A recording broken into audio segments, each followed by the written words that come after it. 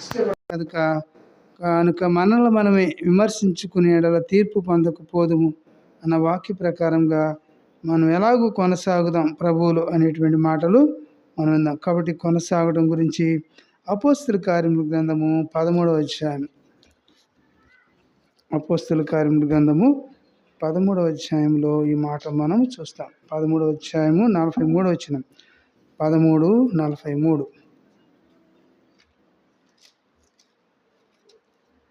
అపోస్తుల కార్యముల గ్రంథము 13వ అధ్యాయము 43వ వచనము అందరం కూడా కలిసి చదువుకుంటాం. 43వ వచనం. అపోస్తుల కార్యముల గ్రంథము 13:43వ వచనంలో, సమాజ మందిరంలోని వారు లేచిన తర్వాత అనేకులు యూదులను భక్తిపరులైన మరి యూదా మత ప్రవిష్టులను పౌలును బర్నబాను వెంబడించిరి. కాబట్టి వీరు వారితో మాట్లాడుచు దేవుని కృపయందు నిలకడగా ఉండవలని వారిని ఏం చేస్తాడంట, వారిని హెచ్చరించారంట. కాబట్టి బల్లలో ప్రవేశించడం ఎందుకంటే హెచ్చరికలు మనకు అవసరం. హెచ్చరికలు లేకపోతే మనం తప్పిపోతాం. వారం కూడా మనం నిలకడగా ఉన్నామా, లేకపోతే ఏమైనా పక్కకు జరిగిపోతున్నామా, లేకపోతే జారిపోతున్నామా, తొలగిపోతున్నామా క్రీస్తులో నుంచి అనేటువంటి విషయాలు మనల్ని పరిశీలించుకుని వాక్యపు వెలుగులో మనల్ని మనము సరి చేసుకుందాం. కాబట్టి దేవుని కృపయందు నిలకడగా ఉండుడి. కాబట్టి ఈ మధ్యాహ్న వేళలో ఈ యొక్క టేబుల్ మెసేజ్లో దేవుని కృపలో మనం ఎలా ఉండాలి? కాబట్టి నిలకడగా ఉండాలి. కాబట్టి నిలకడైనటువంటి భక్తి, నిలకడైనటువంటి జీవితం మనం కలిగి ఉన్నామా లేదా అని మనల్ని మనము పరీక్షించుకోవాలి. నా జీవితం ఎలా ఉన్నది, ప్రభువులో నేను ఎంతగా నిలకడగా ఉన్నాను, నా భక్తి. ఎందుకని ఇక్కడ ఏమంటున్నాడు, భక్తి పరులైన యూదా మత ప్రవిష్టులను పౌలును బర్నబాను వెంబడించారు. కాబట్టి ఈ యొక్క భక్తిలో వీళ్ళు ఉన్నటువంటి యూదా మతంలో ఉన్నటువంటి వీరు ఎలాంటి వారంట, మరి వీళ్ళు మరి ఎలా ఉన్నారని చూస్తే, మరి వీళ్ళు మత ప్రవిష్టులను పౌలును బర్నబాను వెంబడించి ఏమంటున్నారు, వీరు వారితో మాట్లాడుచు దేవుని కృపయందు ఎలా ఉండాలంట, మీరు దేవుని కృపయందు నిలకడగా ఉండవలన వారిని ఏం చేస్తున్నాడంట, హెచ్చరిక చేశాడు. ఒక హెచ్చరికని మరి వారికి అందిస్తూ ఉన్నారు. కాబట్టి ఈ మధ్యాహ్న వేళలో ఈ హెచ్చరికని దేవుడు మనకి కూడా అందిస్తూ ఉన్నారు. కాబట్టి మనం కూడా దేవునిలో నిలకడైనటువంటి భక్తిలో ఉంటున్నామా, లేకపోతే కాసేపు భక్తి, కాసేపు లోకము కదా, అట్టి విధంగా నా జీవితంలో మనం అటు గంతు ఇటు గంతు వేస్తున్నామేమో. కనుక మనల్ని మనం నిలకడైనటువంటి వారిగా ఉన్నారని ఆనాడు ఎవరితో ఈ మాటలు చెప్తూ వచ్చారంటే చూస్తే, మరి సమాజ మందిరంలోని వారు వారందరూ కూడా లేచిన తర్వాత అనేకులు వారందరూ కూడా యూదులను భక్తిపరులైన యూదా మత ప్రవిష్టులను పౌలు అలాగే బర్నబాను వెంబడించుతూ వచ్చినప్పుడు మీరు వారితో మాట్లాడుచు ఏమంటున్నారు, దేవుని కృపయందు నిలకడగా ఉండవలని వారిని ఏం చేస్తున్నారంట, హెచ్చరికని అందించారు. కాబట్టి దేవుని కృపలో మరి ఆయా సమయాల్లో ఇరుకు రావచ్చు, ఇబ్బంది రావచ్చు, అవమానాలు రావచ్చు కదా, అయినా కూడా నా జీవితంలో మనం నిలకడైనటువంటి భక్తి, నిలకడైనటువంటి జీవితం మనం కలిగి ఉన్నామా లేదా అని, మన యొక్క ఆత్మీయ స్థితి ఏ విధంగా నిలకడగా ఉన్నదా అని మనల్ని మనం పరిశీలించుకుని దానికి మరి ఇదే అధ్యాయంలో అపోస్తుల కార్యముల గ్రంథం 11వ అధ్యాయము 23వ వచనం చూస్తాం. 11:23 అపోస్తుల కార్యముల గ్రంథము 11:3లో అక్కడ ఏం రాయబడుతున్నది చదవండి. కాబట్టి అక్కడ ఏం రాయబడుతున్నది మనం చూస్తూ వచ్చినప్పుడు 23వ వచనంలో కాబట్టి అతడు వచ్చి ఏం చేస్తున్నాడు, అతడు వచ్చి దేవుని యొక్క కృపను చూసి సంతోషించి ప్రభువును స్థిర హృదయముతోను ప్రభువుని ఏం చేయాలంట, స్థిర హృదయముతోను హత్తుకుని వల్లని అందరిని ఏం చేస్తున్నాడంట, హెచ్చరిక చేశాడు. కాబట్టి మనకి హెచ్చరికలకు అవసరమా లేదంటారా? కాబట్టి హెచ్చరికలు లేకపోతే మనం మరి జారిపోతాం, లోకంలో పడిపోతాం, పాపంలో పడిపోతాం. కాబట్టి అతడు అక్కడ పైభాగంలో చూస్తే మరి అతడు వచ్చి ఏం చేస్తున్నాడంట, దేవుని కృపను చూసి సంతోషించి ప్రభువును స్థిర హృదయముతో హత్తుకొనిన అందరికి కూడా ఏం చేస్తున్నాడంట, ఒక హెచ్చరికని దేవుడు ఇస్తా ఉన్నాడు. కాబట్టి ఈ మధ్యాహ్న వేళలో మనము కూడా మరి స్థిరమైనటువంటి హృదయం మనలో ఉన్నదా లేదా అని మనల్ని మనం పరిశీలించుకోవాలి. ఎవరో వచ్చి మనం పరిశీలిస్తే మనం ఎంత మాత్రం కూడా ఇష్టపడము, మనం ఎంతగానో కోపపడతాం. అయితే మనలో మనమే విమర్శించుకునే యెడల తీర్పు పొందకపోదుమని దేవుని వాక్యంలో మనం చూస్తూ ఉంటాం.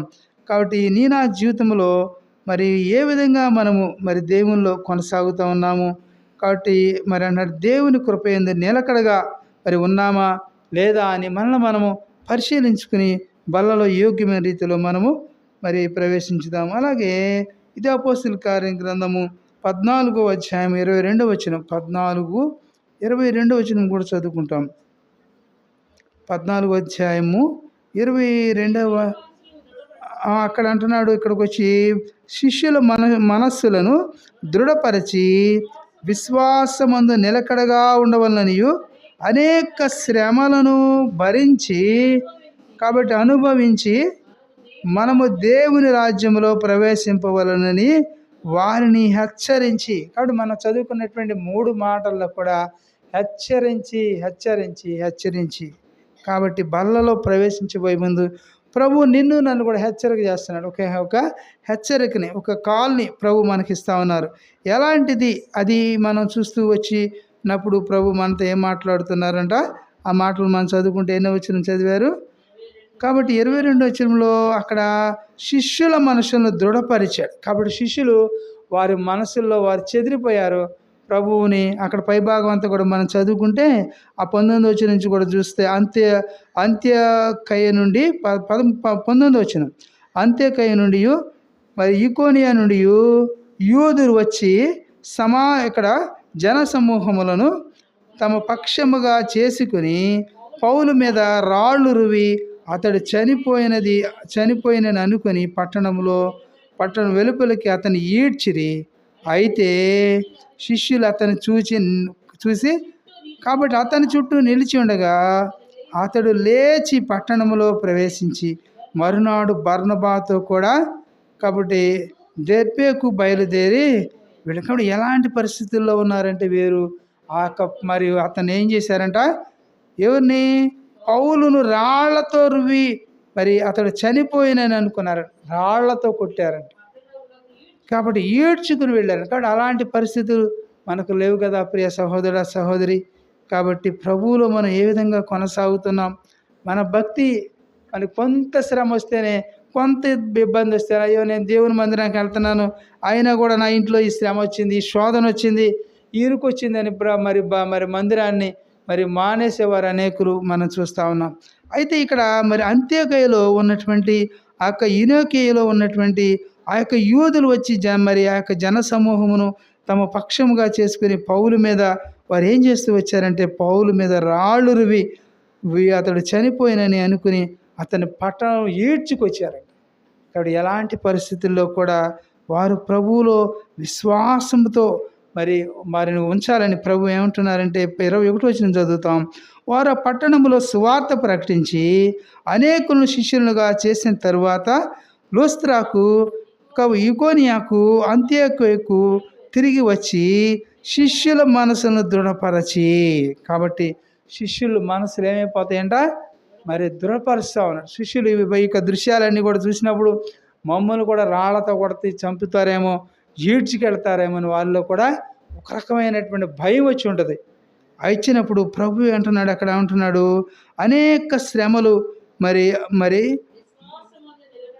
కాబట్టి విశ్వాసముందు ఎలా ఉండాలంట, విశ్వాసముందు నిలకడగా ఉండవలనని అనేక శ్రమలను కాబట్టి అనుభవించి మనము దేవుని రాజ్యంలో ప్రవేశింపవలనని వారిని హెచ్చరించి. అనేక శ్రమలు లేకుండా మనకు కిరీటాన్ని దేవుడు ఉంచడు. కాబట్టి నా జీవితంలో శ్రమ వచ్చిందన్నమాట. శ్రమని మనం జయించినప్పుడే దేవుడు నీకు నాకు కూడా ఆ జీవ కిరీటాన్ని నీకు నాకు కూడా ఆయన తలపై ఉంచేటువంటి వాడుగా ఉంటాడు. కాబట్టి ఈ యొక్క హెచ్చరికల్ని మనం తీసుకుని ప్రభువులో మనం ఎలా ఉండాలంట?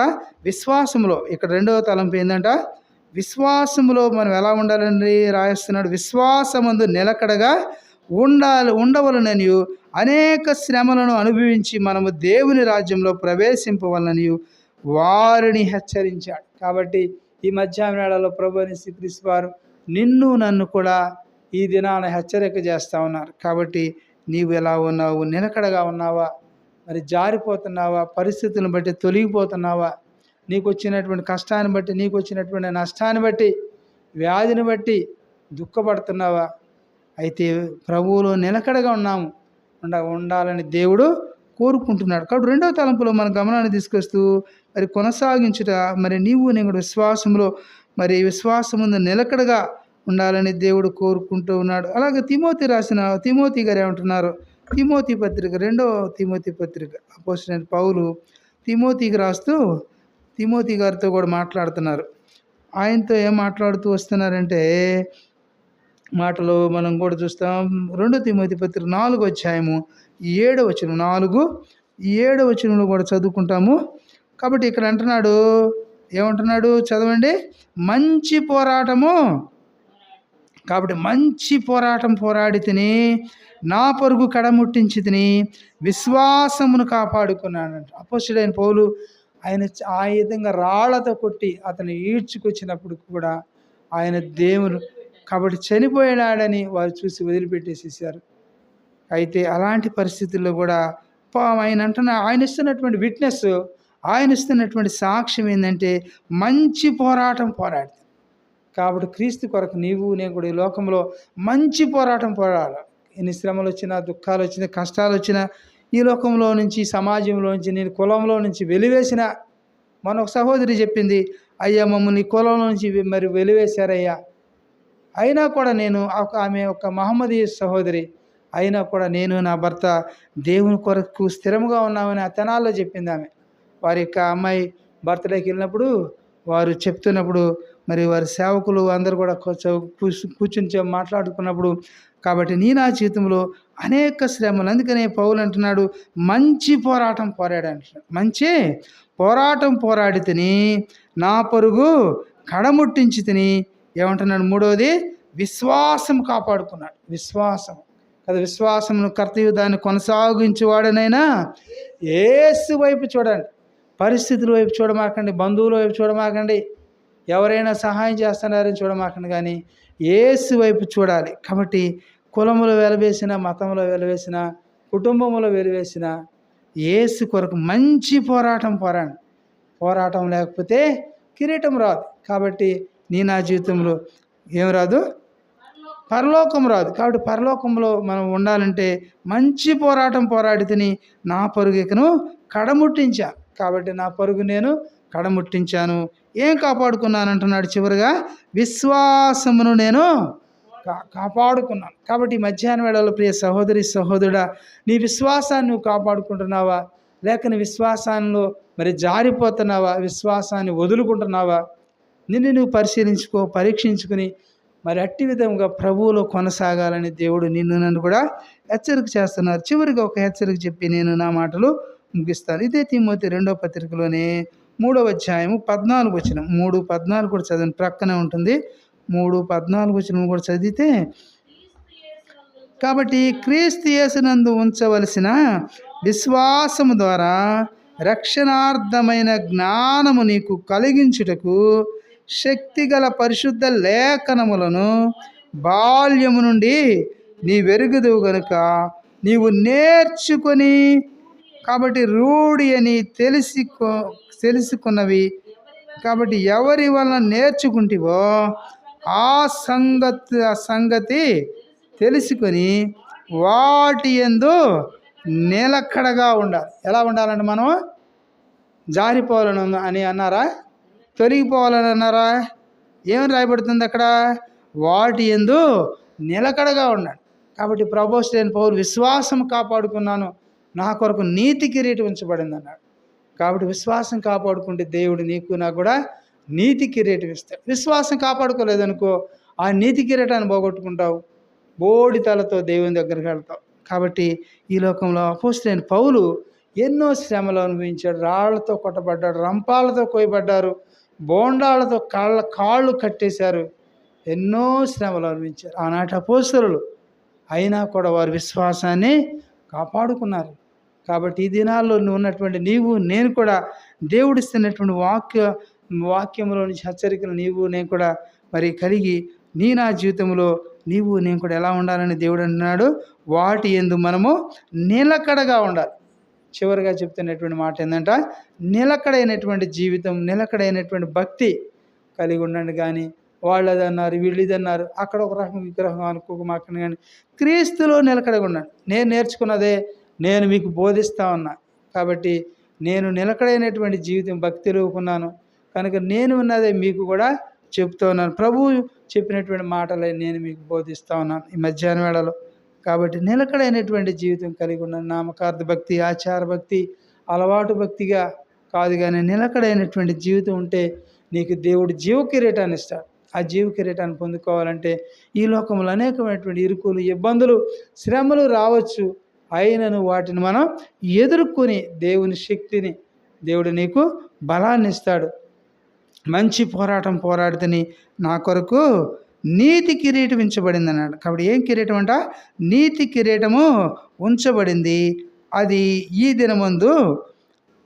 దినమందు నీతి గల న్యాయాధిపతి అయిన ప్రభువు అది నాకు మాత్రమే కాకుండా తన ప్రత్యక్షతను ఆపేక్షించి వారు అందరికీ కూడా అనుగ్రహిస్తాడు అనేటువంటి మాటను మరి తిమోతి రాసిన 4వ అధ్యాయం రెండవ పత్రిక 4వ అధ్యాయము 8వ వచనంలో ఆ మాట తెలియపరుస్తా ఉన్నాడు. కాబట్టి నీకు నాకు కూడా మరి ఆయన జీవ కిరీటం, నీతి కిరీటం పొందుకోవాలంటే ఈ లోకంలో ఆయన కొరకు నీతిగా జీవించండి. అనీతిగా ఉండవద్దు, కానీ నీతిగా జీవించండి. కష్టం వచ్చినా, నష్టం వచ్చినా, వ్యాధి వచ్చినా, ఇరుకు వచ్చినా, ఇబ్బంది వచ్చినా, అవమానం వచ్చినా దేవుని కొరకు అట్టి గట్టి విశ్వాసములు ఉంటే దేవుడు నిన్ను విడిచిపెట్టడు. కాబట్టి దేవుడు నిన్ను గొప్పగా ఆశీర్వదిస్తాడు. ఎందుకంటే మన ప్రభు యెహోవా గొప్పవాడనియు అని విన్నాం కదా. ఇటు గొప్ప ప్రభు నిన్ను కాపాడేటువంటి దేవుడు ఉంటాడు. కనుక మనము ఇప్పుడు బల్లలో ప్రవేశిస్తాం. విన్నటువంటి హెచ్చరికలు మన హృదయాల్లో ఉంచుకుని మనము యోగ్యమైన రీతిలో బల్లారాధనలో ప్రవేశిద్దాం.